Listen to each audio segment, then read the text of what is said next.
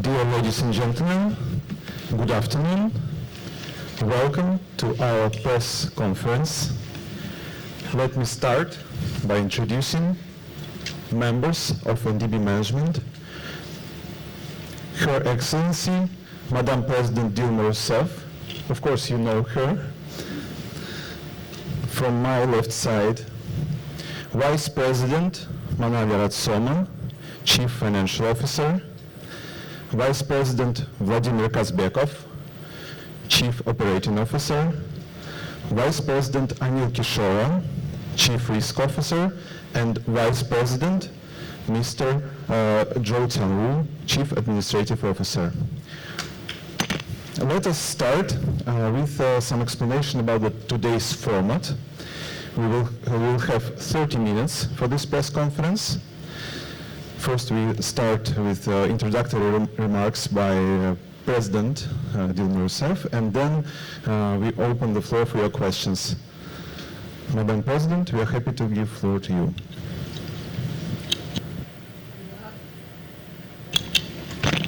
Obrigada, eu vou falar em português, obviamente. E as pessoas que precisem de tradução têm tradução do português para o inglês nos aparelhos. Bom, eu queria primeiro cumprimentar a imprensa brasileira e a imprensa estrangeira aqui presente e dizer para vocês que nós estamos aqui no 10º aniversário do banco e também no 10º encontro anual que o banco faz todos os anos, conforme os bancos multilaterais de desenvolvimento agem. Eles sempre fazem essa reunião. Essa reunião é integrada por dois momentos. O primeiro momento é um momento em que nós fazemos um seminário sobre as questões mais importantes do ano e um segundo momento em que nós fazemos uma discussão com o Conselho de Governadores, o Board of Governors. Esse Conselho de Governadores é integrado pelos os ministros das finanças dos países membros. No caso, hoje no banco, nós temos precisamente 11 países membros, porque a primeira comunicação que eu quero fazer é que o Board de Governadores, o Conselho de Governadores aprovou a entrada da Colômbia e do Uzbequistão ao banco. Como já estava aprovada a entrada da Argélia, somado com os anteriores, que é Brasil, Rússia, Índia, China, África do Sul, Emirados, Bangladesh e Egito, mais Argélia, mais Uzbequistão e mais Colômbia. Nós temos uma série de outros países que estão na lista e estão sendo observados e analisados e com eles discutido e que podem em algum momento entrar no banco, mas eu não posso dizer a lista porque há uma decisão do Conselho de Governadores de que não se expõe os países membros com os quais, os países membros não, com os países que pretendem ser membros, com os quais nós estamos negociando. Então, a informação sobre a composição do banco é essa hoje. Eu queria dizer também que, neste ano, nós retornamos ao Brasil, porque em 2014 nós começamos no Brasil em Fortaleza. Foi em Fortaleza que o banco foi decidido a criação do banco. Duas coisas foram decididas naquele ano. Foi decidida a criação do banco e também foi decidido o acordo contingente de reservas. Ambos tinham um capital autorizado de 100 bilhões. O acordo contingente de reservas não foi nunca utilizado porque nunca houve, a partir daí, uma crise de balanço de pagamentos em nenhum dos países membros. Já o novo Banco de Desenvolvimento, a partir de 2015, passou a ter uma sede em Xangai. E O tema desse ano do encontro do banco é impulsionando o desenvolvimento, promovendo inovação, cooperação e impacto por meio de um banco multilateral de desenvolvimento para o sul global. A primeira parte foi, como vocês estavam, eu acredito que a imprensa estava presente, houve um momento em que nós fizemos um seminário que começa com essa questão geral e depois se desdobra em duas áreas específicas. A primeira é a questão de que para nós hoje é fundamental, que é o financiamento de inovação, ciência e tecnologia, para que o banco consiga, em relação aos seus países membros, ter uma política de estreitamento do gap entre nossos países dos BRICS e o nível de desenvolvimento científico e tecnológico que a quarta revolução industrial e tecnológica está colocando, principalmente inteligência artificial, biotecnologia e muitas outras. Por exemplo, baterias no grid, né? Que é o armazenamento, necessário armazenamento no grid. No passado, eu lembro perfeitamente quando eu disse que a gente tinha de armazenar ventos e sol. Toda a imprensa brasileira, aqui presente, eu não sei se todos, mas muitos, acharam que isso era uma ignorância. Pois muito bem, saibam vocês que esta é uma das áreas mais importantes na área de energia para resolver um problema que vocês viram acontecer recentemente na Espanha e em Portugal, quando despencou o sistema de transmissão daqueles países. Porque quando você entra num grid que tem toda uma arquitetura que é baseada em energia de base ou base load, entra com energia intermitente, é muito provável que em algum momento você tenha uma disrupção, ou seja, uma queda na rede. E, portanto, hoje, uma das questões mais importantes que tem da área de energia elétrica é fundamentalmente como você armazena energia eólica e solar e, sobretudo, como você estabiliza o grid com a entrada dessas energias. E aí a questão das baterias passa a ser uma questão estratégica. Mas essa é uma vírgula nessa conversa. Nós, portanto, temos nessa discussão esse interesse em discutir a questão da ciência e tecnologia na área de hospital inteligente, né, na área de... E toda a infraestrutura hoje, ela pode ter uma grande aporte e contribuição se você aplica inteligência artificial, se você aplica a internet das coisas. Enfim, tem vários ramos que você pode utilizar e deve utilizar, porque a tecnologia ela não só produz um aumento de produtividade, mas muitas vezes também ela diminui o custo. E isso são duas coisas excepcionais que podem acontecer, por exemplo, no uso de energia, porque vai facilitar a transição energética se você tiver uma capacidade de colocar energia solar, por exemplo, nos países membros. Então, é uma área para nós muito importante, a área da energia. Eu já disse aqui que nós temos o prazer de anunciar mais 2 países, Uzbequistão e Colômbia, aprovados hoje. Já tinham sido aprovados no Conselho de Governadores, agora foram no Conselho de Diretores, agora foram aprovados no Conselho de Governadores.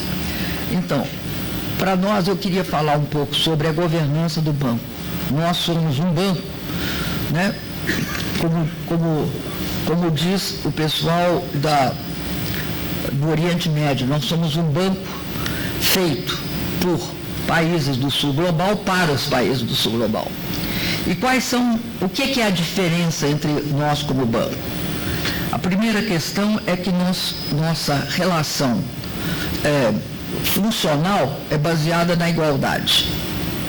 igualdade entre os membros, garantindo que nenhum país domine e todas as vozes sejam ouvidas. Basicamente, são duas questões. Não tem poder de veto. Dentro do banco não há nenhum país com poder de fazer sobre outros países qualquer mecanismo de contenção ou de veto. E a outra questão, também muito importante, é que esse modelo, ele melhora a parceria. Melhora a parceria entre os países membros. E também faz com que nós não possamos exercer nenhuma condicionalidade. Eu não posso chegar para um país e dizer para ele, olha, nós vamos investir no seu sistema de transmissão, ou no sistema, na sua mobilidade urbana, ou na sua infraestrutura digital, ou na sua infraestrutura social, desde que você, por exemplo, privatize a sua empresa de energia elétrica ou a sua empresa de água. Nós não podemos condicionar o nosso empréstimo a nenhuma ação feita pelo país membro. E, portanto, nós somos o que se chama demand drive, nós somos impulsionados pela demanda dos países que nós temos de reconhecer como a base prioritária para os nossos investimentos. A gente pode gostar ou não do projeto, por questões técnicas, mas nós não podemos condicioná-los por questões políticas. Essa é uma questão muito importante para nós e eu acredito que para também os países membros, eles se sentem bastante respeitados, porque isso é o reconhecimento que dentro do banco os países têm respeitado a sua soberania. E isso mostra que os princípios de solidariedade, equidade, respeito à soberania dos países é um elemento fundamental na estrutura de governança do banco. Eu quero contar um pouco para vocês a história dos últimos anos do banco. Eu cheguei no banco em março, final de março de 2023, início de 2023. O banco tinha passado por um problema sério, uma crise de liquidez, algo extremamente nocivo quando se trata de um banco. Por quê? Porque o banco tinha ficado 15 meses sem fazer uma única ida ao mercado. Não tinha levantado fundos durante 15 meses. Como é que um banco funciona? O banco vai ao mercado, lança títulos, é comprado pelos investidores e com esse dinheiro nós emprestamos para os países membros. O banco sempre empresta num prazo menor e, aliás, toma dinheiro num prazo menor e empresta num prazo maior. Nós tivemos, portanto, um problema sério que foi durante 15 meses sem ida a mercado. A partir deste momento, isso comprometeu várias coisas. Comprometeu, por exemplo, o nosso desempenho em relação aos objetivos do nosso planejamento estratégico de 2022 a 2026, que agora nós estamos chegando a alcançar. Ainda não alcançamos totalmente, mas até 2026 nós acreditamos que cumpriremos, mesmo com a interrupção durante esse período e a repercussão posterior, nós conseguiremos cumprir todos os nossos objetivos. Mas qual é a situação hoje sintética do banco? Nós aprovamos isso, nós fizemos uma prestação de contas para o Conselho, nós aprovamos até hoje, desde o início do banco, 122 projetos de investimento, totalizando em torno de 40 bilhões de dólares. Esse financiamento, ele se dedica a... Ele tem alguns parâmetros que são fundamentais de serem cumpridos. Primeiro, ele está alinhado com a Agenda 2030, para o Desenvolvimento Sustentável e o Acordo de Paris sobre as Mudanças Climáticas, portanto, os SDGs, os Objetivos de Desenvolvimento Sustentável. E nosso portfólio, ele está centrado em infraestrutura logística, porto, aeroporto, ferrovias e rodovias. Ferrovias, inclusive, de alta velocidade e rodovias com características mais modernas, né? Não são as rodovias tradicionais. E portos e aeroportos, eu já disse. Isso é a infraestrutura logística. A infraestrutura digital é todas as redes, a interconectividade dos países e das regiões, né? Aí, tecnologia 5G indo para 6G, data centers e todas as demais utilizações possíveis em relação à infraestrutura que garante esse espalhamento de digitalização. Além disso, infraestrutura social. Infraestrutura social, basicamente, a gente sempre vai querer usar tecnologia e infraestrutura social. Então, nós estamos buscando hospitais inteligentes, porque hospitais inteligentes ele tem uma dupla função. Ele garante um padrão de atendimento elevado para a população em geral, não só para os ricos. Então, um hospital inteligente, ele garante o acesso a uma capacidade, por exemplo, de fazer exames maior do que no passado. E com um nível de resolução de algumas estruturas de exames que eram consideradas mais avançadas e hoje tem um padrão que pode ser disseminado e tornado acessível à população de baixa renda. Enfim, você utiliza no hospital também a inteligência artificial para vários processos. Então, nós estamos nisso, estamos também na questão da educação, estamos na questão também da água, do que nós chamamos, né, aqui no Brasil, de água e saneamento. E também na questão da mobilidade urbana. Para nós é essencial também que o nome do banco é desenvolvimento. Então, é o chamado Banco dos BRICS, mas é o novo Banco do Desenvolvimento. Ter a palavra desenvolvimento na nossa sigla é mais do que um nome, é um compromisso. Por quê? Por fato de que é impossível supor que vai haver desenvolvimento em algum país do sul global, ou num país dos BRICS, Emerging Markets e Developed Countries, sem que você tenha acesso à tecnologia e inovação. E, portanto, tem um gap entre a situação a nossa atual e o que nós temos de fazer para, de fato, não sermos só produtores de commodities ou consumidores de plataforma, para sermos sujeitos ativos. Então, é esse gap que nós queremos, né? Essa diferença entre a nossa situação e a situação futura, que tem de ter, é impossível não ter uma industrialização de qualidade, que significa necessariamente a adoção de ciência e tecnologia. Então, nós temos de tornar isso, sempre que possível, acessível aos nossos países membros. Por exemplo, né, dentro dos BRICS tem vários países que têm várias contribuições a dar. O Brasil tem contribuições a dar, né? Nós sabemos extrair petróleo em altas profundidades.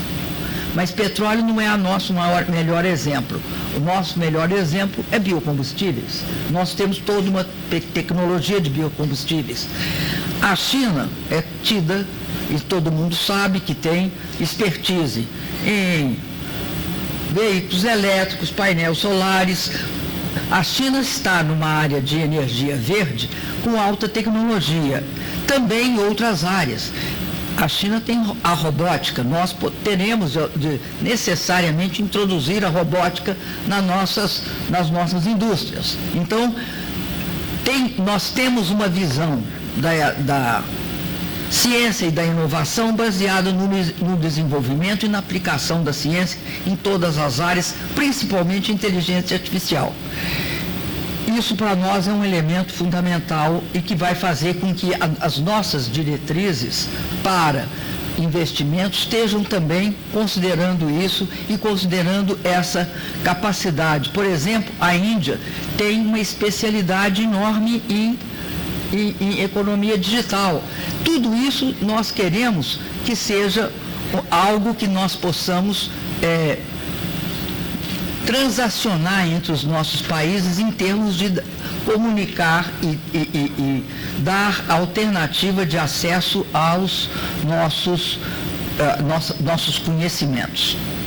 Bom, eu quero dizer que o Conselho de Diretores do banco aprovou 29 projetos para o Brasil, totalizando 7 bilhões. O total do desembolso já alcançou 4 bilhões, representando 18% do total do desembolso do banco. E o NDB possui uma carteira de projetos no Brasil no valor de 2,3 bilhões. Quais são as nossas prioridades estratégicas? Eu falo isso e vou concluindo, passando depois a palavra para vocês fazerem perguntas. Primeiro, quais são as prioridades do NDB? Avançar na expansão da adesão de novos membros de forma estratégica, reforçando nossa posição como uma plataforma de desenvolvimento representativa do Sul Global. Em síntese, nossa disposição a aceitar vários novos membros que integrarão o banco. Segundo, ampliar o financiamento e a captação de recursos em moedas locais, a fim de reduzir a exposição à volatilidade de juros e câmbio e fortalecer os mercados de capitais domésticos. Esse item é muito importante para o banco. Por quê? Porque ampliar nós temos de fazer duas coisas. Nós temos de providenciar um suporte de investimentos que consiga agregar os investimentos do governo, os chamados empréstimos soberanos, os empréstimos para o setor privado e garantir que isso seja feito com o menor risco possível. Qual é o risco do setor privado, por exemplo, quando ele toma um empréstimo em moeda que não é do país? O risco é o seguinte: vamos supor que é uma moeda forte, a moeda forte dominante para o banco é o dólar. É o dólar e o euro. Então, ele toma um empréstimo. Houve alguma alteração na política monetária do país que é o detentor da moeda, como é o caso dos Estados Unidos com o dólar, ou a Europa com o euro, qual é a consequência para o tomador? Ele simplesmente tem um descasamento entre o que ele deveria pagar, que passa a aumentar, diminuir é uma boa notícia, mas aumentar é uma péssima notícia em relação às suas próprias receitas para pagar aquele empréstimo. Então, há o que se chama um mismatch. Isso significa que as oscilações da taxa de câmbio e da taxa de juros cria problemas para o empreendedor tomar esses empréstimos. Então, nós temos essa situação, que é possibilitar o financiamento em moedas locais. Inclusive, em alguns casos, você pode resolver a questão, quando não consegue fazer em moeda local, fazer em swaps cambiais, que também você pega uma moeda local e coloca para outra moeda local e tenta fazer uma diminuição do nível de volatilidade, mas sempre buscando maior liquidez, né? Nós temos de buscar sempre maior liquidez. Bom, nós vamos continuar investindo, é o terceiro item, em infraestrutura. Nós temos de aumentar o volume de projetos financiados e nós temos de aumentar a mobilização do capital privado. nós temos de aumentar o escopo do financiamento para incluir inovação e apoio à industrialização nos países em desenvolvimento, sem os quais estes países correm o risco de se tornarem apenas consumidores do capitalismo de plataformas. O banco também expandirá o apoio à inclusão social com investimentos em hospitais inteligentes, educação, habitação, água e saneamento. Mas aqui eu quero destacar um dado. É fundamental para nós termos capacidade de assegurar acesso aos recursos para cumprir os objetivos do milênio e também os objetivos dos SDGs. Todos, sem exceção, todas as avaliações, você pode divergir o número, mas o volume é bastante significativo. É considerado que há 4 trilhões de déficit para se tratar da questão da mudança do clima. Esse é valor da OCDE, de vários, varia, às vezes é 3, às vezes é 4, tem vários números, mas eles oscilam em volumes muito altos. Então, é fundamental que a gente tenha clareza de que é muito necessário que nós utilizemos todos os recursos possíveis. Só os recursos dos bancos multilaterais de desenvolvimento não são suficientes, mas contribuirão para que a gente estreite esse déficit de recursos.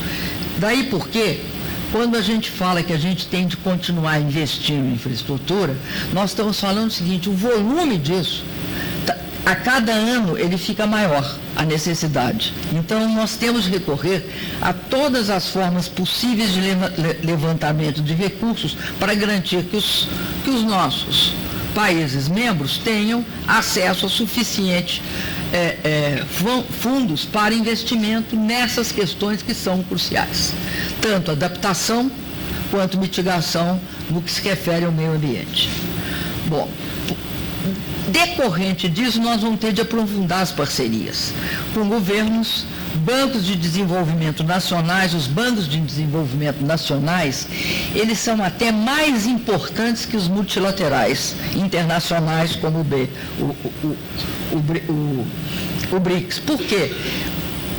Os valores aos quais o conjunto de bancos nacionais de desenvolvimento mobiliza é bem maior do que o montante de recursos que é mobilizado pelos multilaterais internacionais. Portanto, essa parceria é estratégica. Bancos de desenvolvimento nacional. Aqui no Brasil é o BNDES, é todos os 2 bancos do Nordeste, aliás, o do Nordeste da Amazônia, e é o BRDE. E, obviamente, também os grandes bancos comerciais que têm alguma função nessa área social.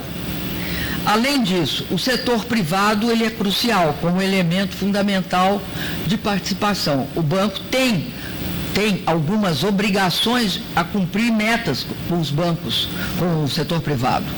Então, por isso é que nós procuramos moedas locais, porque nós temos de cumprir a meta. Agora, nós não podemos obrigar o banco, o investidor privado a tomar um recurso com grande risco. Então, reduzir o risco é nós temos obrigação de reduzir o risco para cumprir a meta com o setor privado. Eu acho que para ele, inclusive, é mais difícil. E também com instituições de pesquisa, porque aí está dentro do nosso foco na questão da inovação tecnológica. Bom, e a gente sabe também por que a gente destaca essas parcerias. Porque o desenvolvimento transformador, ele é por característica, ele tem de ser produtivo. Por exemplo, nós sabemos que é muito difícil você conseguir superar a distância tecnológica. Sem cooperação internacional, é mais difícil ainda. Por isso, o banco considera essencial e estratégico fazer essa cooperação. Nós temos por objetivo prioritário o apoio à ação climática à transição energética e à resiliência urbana. Totalmente alinhados nós somos com o desenvolvimento da ONU e a agenda climática das Nações Unidas. Agora, um objetivo fundamental para nós, que é preservar os indicadores robustos de risco e operações, assegurando que a estrutura de capital, os padrões de governança e os controles internos do banco permaneçam plenamente alinhados ao seu mandato de desenvolvimento e à sua solidez financeira de longo prazo. E, por último, a gente é meio repetitivo nisso, vocês me desculpem, mas a gente acha que isso é fundamental, é aproveitar a tecnologia, incluindo inteligência artificial. Aí não é para o exterior, não, é no banco.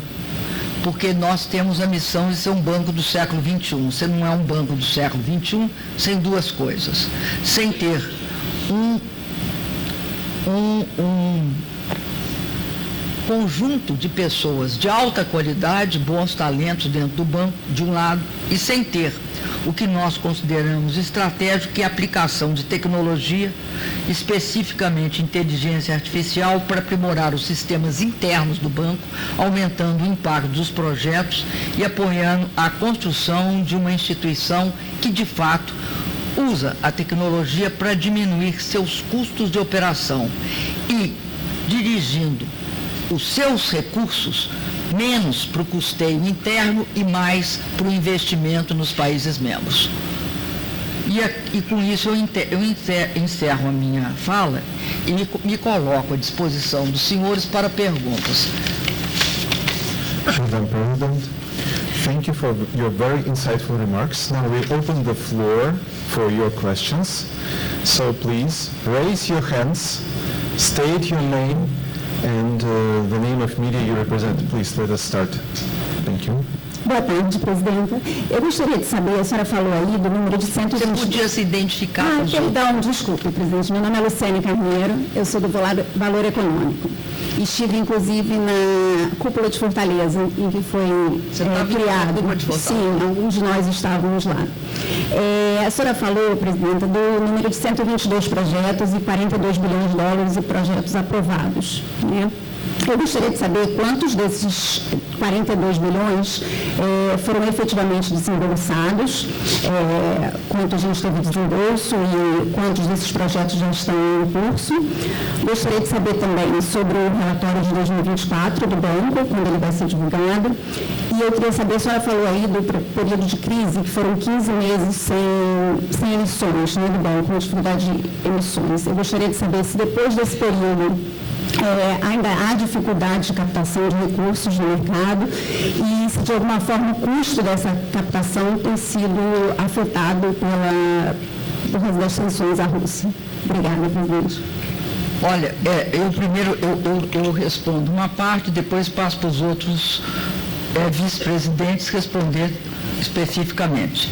Eu vou responder a parte dos 15 meses. Nós ficamos 15 meses sem captar. Aí nós chegamos no banco e fizemos uma captação em março de 2023. Nós fomos ao mercado e conseguimos captar 1 bilhão 250 milhões de dólares. Há uma taxa alta naquela época, foi SOFR mais 1,25. Hoje nós estamos captando, só para você ter uma ideia, nós somos a mercado todas as vezes. Neste ano agora, só neste ano, desde que eu cheguei lá, nós captamos mais de 16,1 bilhão. Nós fomos a mercado com empréstimo, chama Syndicate Loans, Private Placements. Fomos a mercado tanto em dólar como em renminbi. Nós tivemos a taxa mais baixa do renminbi, que equivale a SOFR mais 0,24. Para quem captou a 0,25, captar 0,24% é bem baixo. Mas também nós captamos isso em dólar também. Nós captamos não a 0,24. A captação em renminbi, os juros é mais baixo. Nós captamos captamos, a última que nós captamos, se eu não me engano, foi 0,65. 0,65? Software mais 0,65. E nós viemos captando em grande quantidade. Esse ano, nós já captamos, nessa metade do ano, nós já captamos em torno de 3,1, né? 3 bilhões, ok. E há quanto tempo, a qual taxa anual? 0,72? In March we achieved SOFA plus 65. Foi It's SOFA plus 59. 59, ok. 59, 55. Nós estamos reduzindo sempre a taxa de juros. Por quê? Porque isso é fundamental para os nossos países membros. Se a gente não reduzir a taxa de juros, a gente não consegue emprestar. Né? Um empréstimo é função da nossa capacidade de colocar disponível. Por isso, é muito importante também vocês saberem que nós somos o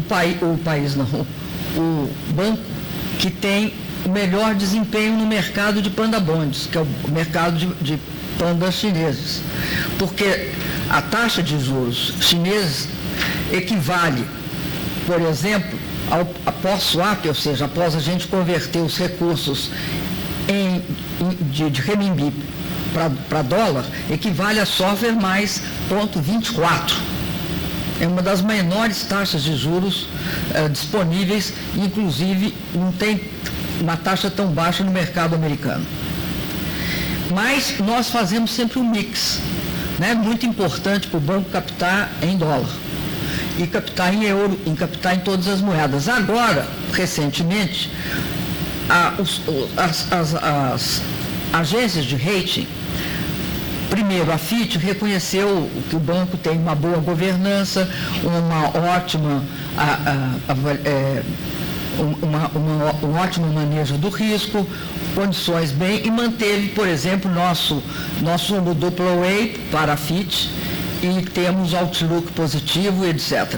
E já aquela agência de rating japonesa nos deu AAA, nós somos AAA para a agência japonesa, tanto é que nós agora vamos explorar 2 novos mercados. Nós vamos explorar o mercado de ien, né, o mercado de moeda japonesa, e vamos explorar também mais o Oriente Médio, principalmente que nós vamos listar. Nós estamos em processo de listar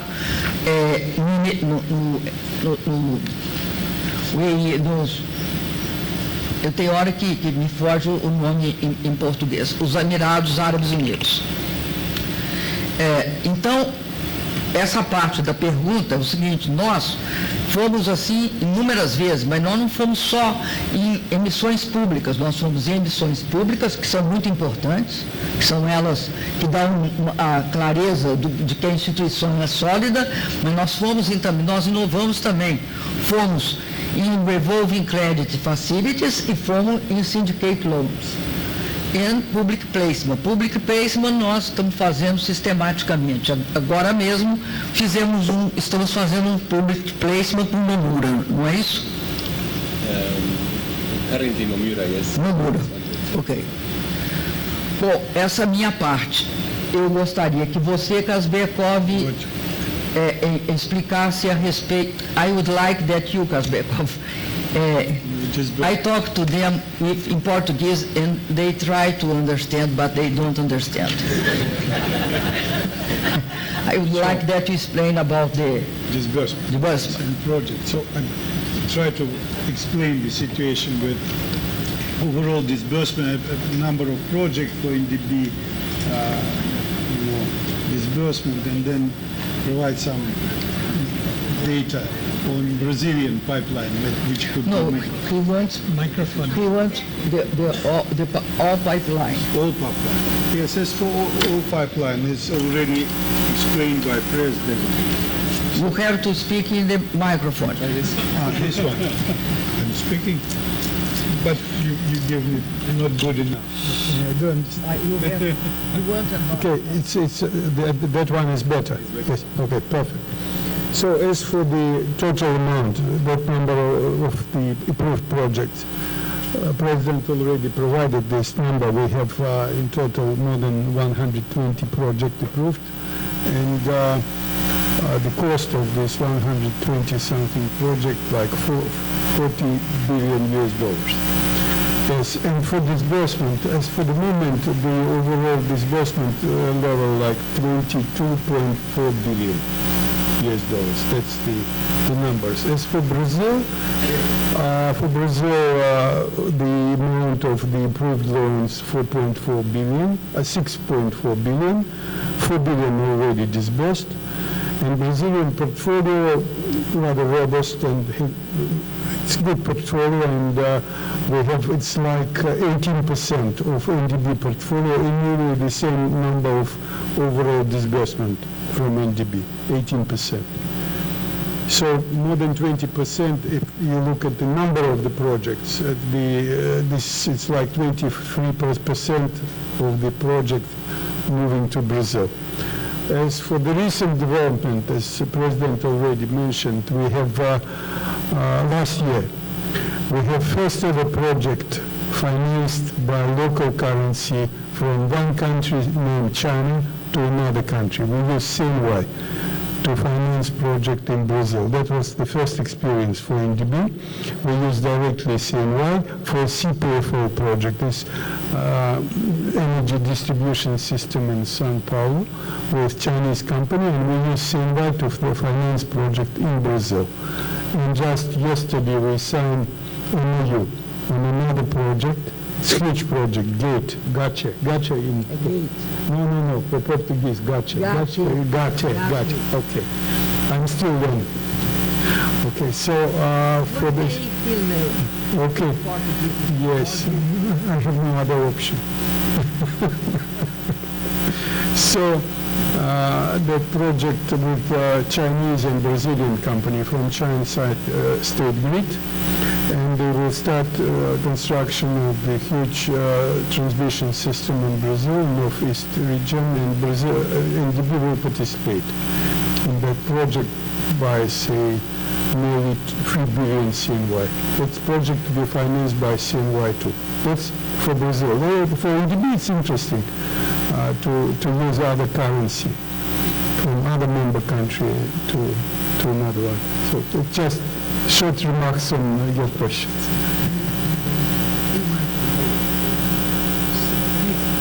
All the project is disbursed. All the project, all the companies. Yes. All the companies, all the projects. I already explained. We have 22 billion to 22.4 billion euros already disbursed to all member countries. So that's, let me reiterate.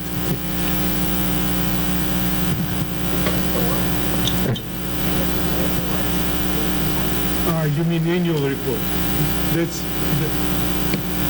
Anil, please. Sorry, just the last question about when will this publish the report for 2024, please? Thank you for your question. The annual report has been finalized, and now we have to subject it to the usual pre-publication protocols like proofreading, typesetting, designing, and then so it's under process has been finalized. Incidentally, we'd be happy to know that we are also experimenting how to use artificial intelligence to put together the annual report so that the review process takes lesser time and we can come back to our stakeholders at a faster pace. Thank you. Thank you. Next question, please. Oh, okay. Boa tarde, presidente Dilma. Boa tarde a todos. Eu sou Leonardo Gatucci, do Brasil 247. Bom, tem uma pergunta sobre cooperação e competição entre os países do BRICS, né? Queria falar primeiro sobre competição. Brasil e Índia, por exemplo, são dois países que têm energia limpa e têm projetos para atração de data centers. Como é que vocês decidem entre projetos concorrentes dos países membros, né? Qual que é o critério de decisão quando há competição? E sobre a cooperação, eu queria falar sobre a inteligência artificial. Queria perguntar se a China pode ajudar o Brasil a desenvolver a sua própria inteligência artificial, mas envolvendo também o treinamento, o desenvolvimento de capital humano de profissionais no Brasil, engenheiros, matemáticos e assim por diante, a partir da inteligência artificial de código aberto. Então, era competição e cooperação, por favor. Atorce, nós temos um grande prazer quando vem dois projetos iguais em dois países e esses projetos nós consideramos bons projetos. Os projetos, tecnicamente, nem politicamente, nem financeiramente, eles competem. Por quê? Porque, para nós, interessa investir em bons projetos, porque o banco tem uma política de investimento que, para nós, é fundamental, primeiro, escolher bons projetos. Segundo, ter projetos com alguma, vamos dizer assim, equidade entre os diferentes países. Não posso dar tudo para um país e nada para o outro. Nós temos de balancear, isso é uma questão, inclusive, da nossa estratégia. Nós balanceamos os projetos. Então, se um tem um pouco mais aquele ano, depois no outro vai ter mais no outro. Então, bons projetos, inclusive, nós achamos que tem de virar, por exemplo, uma espécie de referência, um banco de referências, para que as pessoas, para que os países possam acessar. Vamos supor que um país fez um bom projeto, por exemplo, na área de mobilidade urbana. Ou, eu vou dar um mais simples, na área de lixo.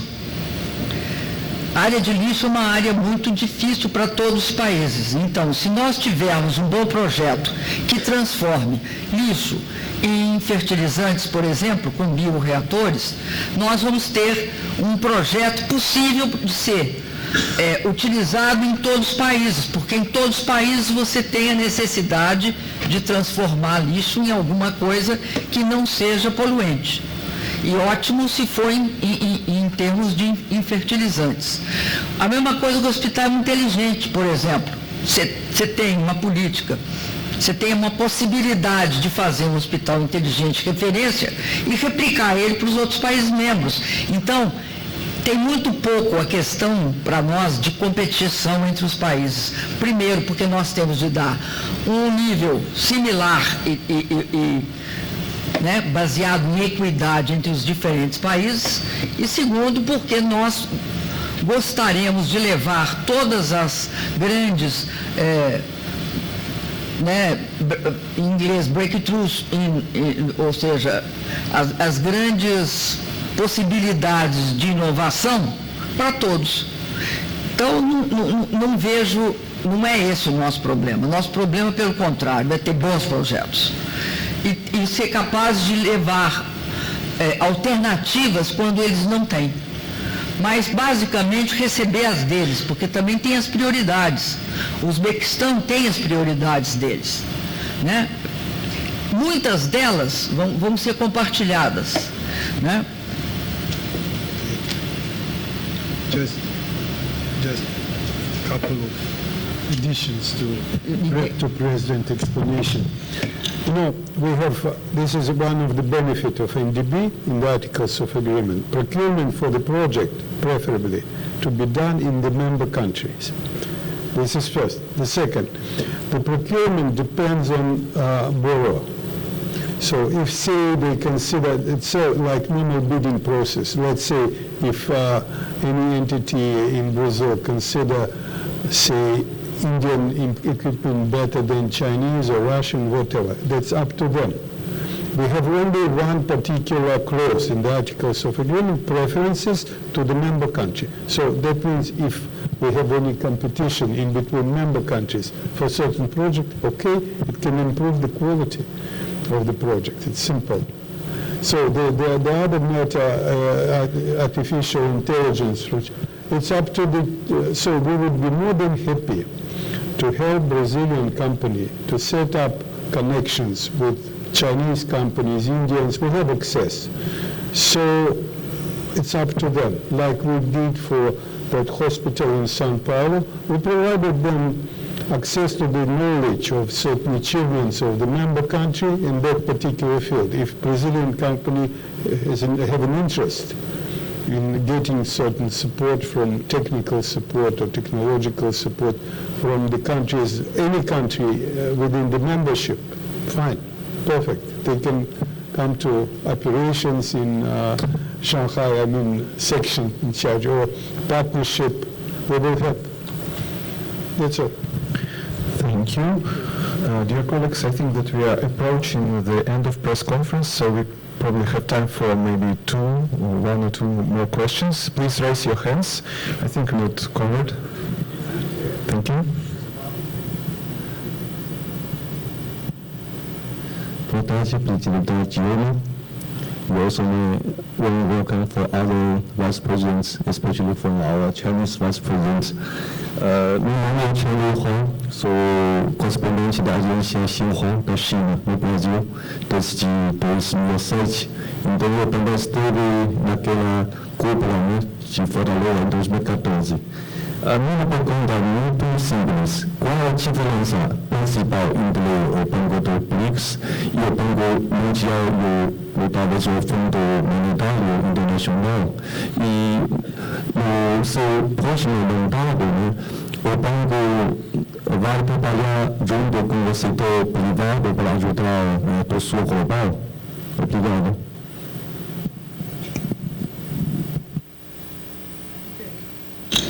A diferença principal é basicamente a seguinte: primeiro, nós somos um banco que foi feito pelo Sul Global para o Sul Global. Então, nós controlamos o banco. O Sul do Global controla o banco. Quem são os sócios do banco são os países, os chamados mercados emergentes e os países em desenvolvimento. E, ao mesmo tempo, como eu estava dizendo, esses países têm igualdade de condição. Não existe um país com maior poder sobre o outro. Nenhum país pode decidir o que é que o banco faz. Ou se decide em consenso, ou não se decide. Quando se trata das questões estratégicas do banco, das questões do dia a dia, se decide por maioria qualificada. Mas é importante entender que não tem algo que tem nos outros bancos, um certo controle do banco, em termos acionários, implica também num controle de governança e também no poder e na capacidade de definir diretrizes e de escolher quais são as diretrizes que vão ser utilizadas.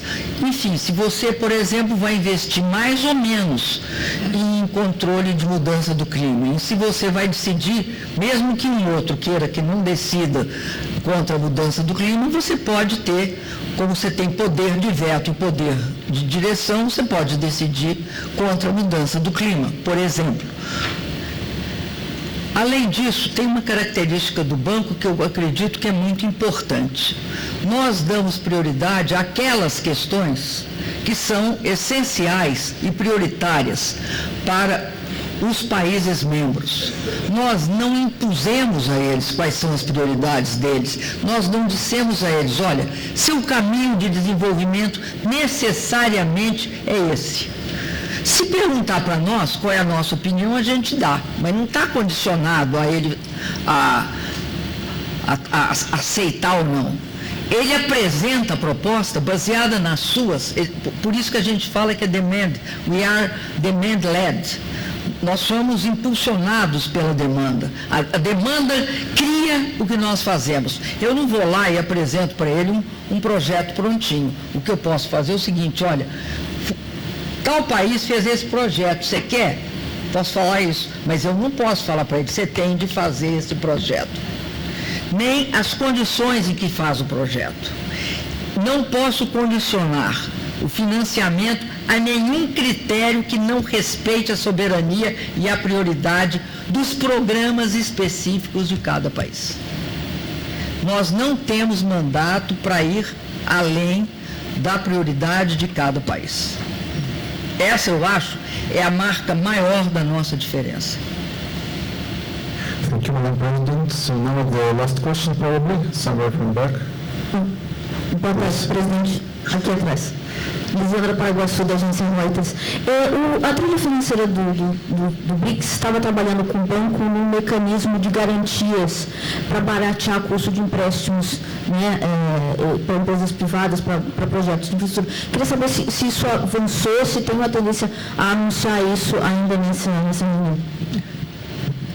Eu acredito que avançou bastante e acho que é muito positiva a possibilidade de anúncio. Isso vai ser anunciado pela trilha financeira, enfim, pelos BRICS, não pelo MDB, mas é algo para o MDB.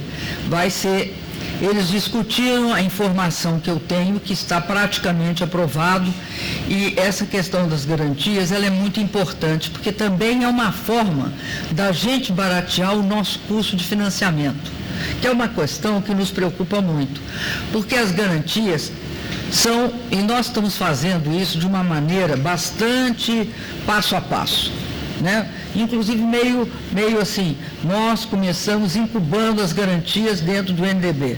E depois, com o passar do tempo, as garantias podem até virar, o sistema de garantias podem até virar uma outra instituição fora do MDB. Mas, atualmente, ela vai ser incubada dentro do MDB, esse é o projeto, e tem por objetivo justamente esse, permitir que, através das garantias, você tenha uma diminuição do risco para os nossos tomadores de empréstimo, né, os nossos países membros, o setor privado, e, ao mesmo tempo, né, com a diminuição desse risco, nós tenhamos condições também de dar uma espécie de empréstimos de mais médio e longo prazo. Então, são duas características que eu acredito muito importantes na garantia, porque alguns desses empréstimos que nós fazemos necessariamente requer um período maior. Exemplo, nós sabemos que se nós formos fazer hidrelétrica, o tempo é bastante maior do que se a gente vai fazer uma solar. Se nós vamos fazer uma ferrovia, o tempo de financiamento é maior do que se nós vamos fazer uma rodovia. Então, tudo isso, as garantias, elas têm o poder de criar melhores condições de financiamento para o banco, que lhe dá mais segurança, e para o nosso usuário, porque ele terá acesso a um dinheiro melhor e uma garantia melhor e mais barato, porque a garantia implica numa redução de custo, e isso será algo que vai nos facilitar, aumentar a nossa capacidade de financiamento. Mas não aprova dentro desse board, aprova na reunião dos BRICS. Madam President, Vice Presidents, thank you. Dear colleagues, thank you very much for being here today with us. Dá mais para ele ali, para ele não protestar. Very short, maybe one very short from State TV. It's because, I explained to you, tem uma reunião dos ministros de finanças e dos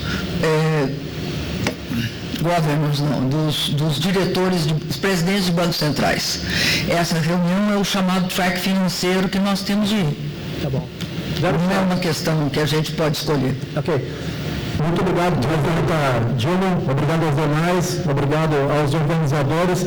Presidenta, exclusivamente na questão de financiamento de transportes, a ferrovia bioceânica, que existe um planejamento aqui no Brasil, seria um desses projetos.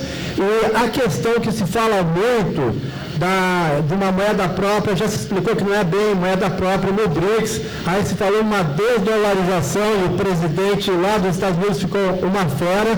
Eu queria um comentário da senhora especificamente sobre essas duas questões, se a ferrovia bioceânica é um dos possíveis projetos e como é que está essa questão de moeda própria, desdolarização, se isso existe ou não. É Vladimir da TV Brasil, muito obrigado.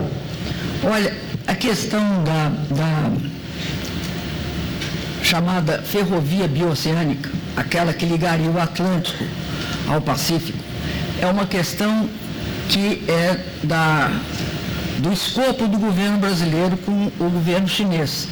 A discussão está entre eles. Eu não tenho condições de, em nome do governo brasileiro, dizer para você se sai ou não sai, qual é a prioridade, em quanto tempo isso ocorre.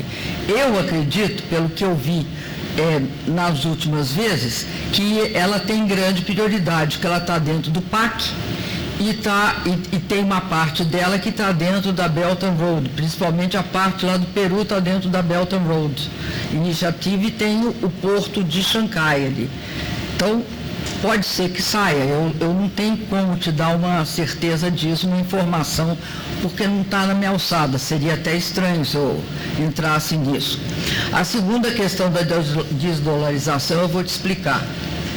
Hoje não tem ninguém querendo assumir o lugar dos Estados Unidos, porque o lugar dos Estados Unidos implica em duas coisas bastante complicadas, uma bem vantajosa e algumas bem complicadas. As complicadas são o seguinte: você já viu que os Estados Unidos, o vice-presidente e muitos outros apoiadores do atual governo diz o seguinte: nós temos de acabar com a história da desindustrialização.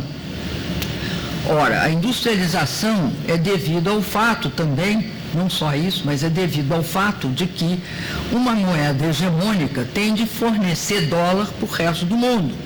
E como é que você fornece dólar para o resto do mundo? Você incorre em déficits em conta corrente.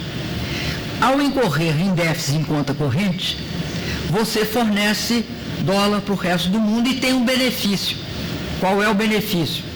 Você financia a custo bastante baixo seus dois déficits, o em conta corrente e o déficit fiscal.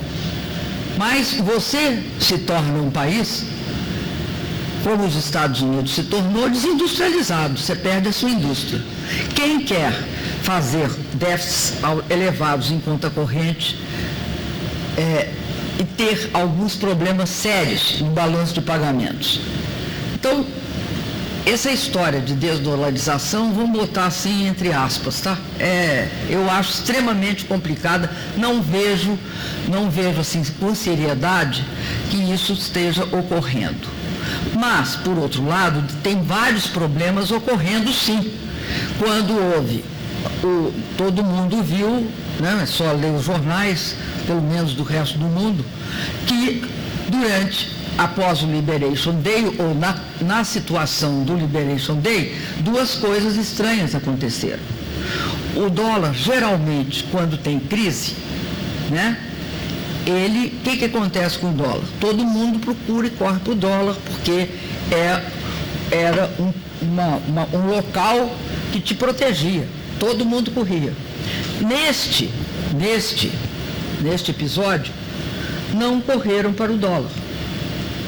Ao contrário do que diz 2008, que foi todo mundo para o dólar.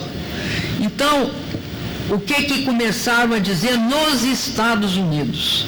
Que a condição de porto seguro do dólar estava sendo questionado pelo mercado. Se está ou não dá para falar só por um movimento. Então, tem de esperar e olhar. Então, eu não vejo, você entende? Assim, claramente, nenhum sinal de desdolarização. Não vejo. O que eu vejo é outra coisa. Muitos países estão usando suas próprias moedas para comerciar. Então, eu compro, vamos dizer, aço de um país e vendo roupa para ele. Faz o encontro de contas nas suas respectivas moedas. E eu estou vendo também uma busca por segurança. Todo mundo querendo segurança. Ninguém querendo sofrer as consequências de ficar no pé errado.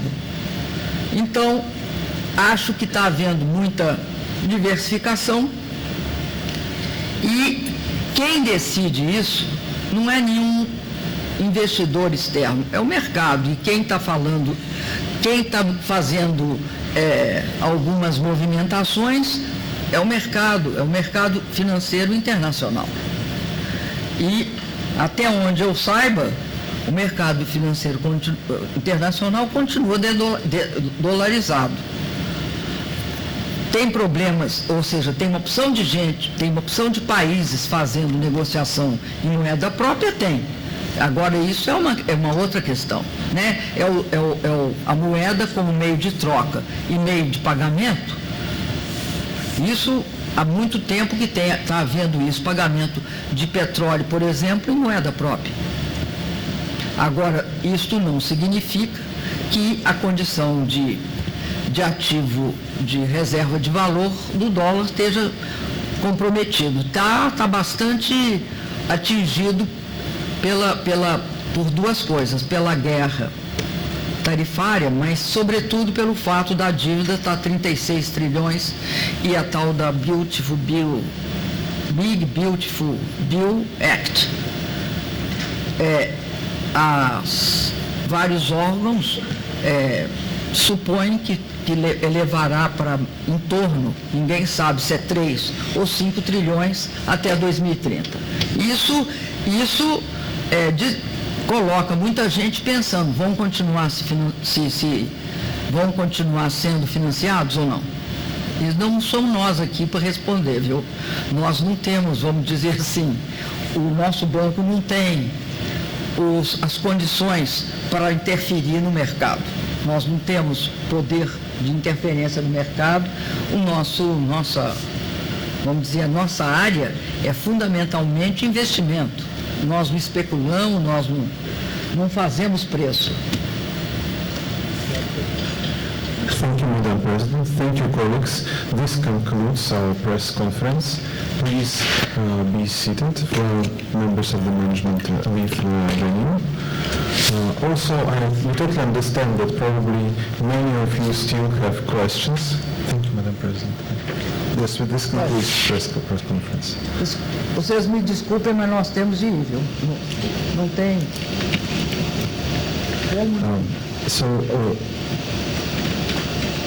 Muito obrigado pela Thank you, colleagues.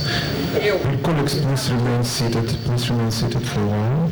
And we understand that many of you might have questions, and still might have questions. We will be happy to engage you after this press conference. Thank you very much for being with us here today. Thank you for your questions.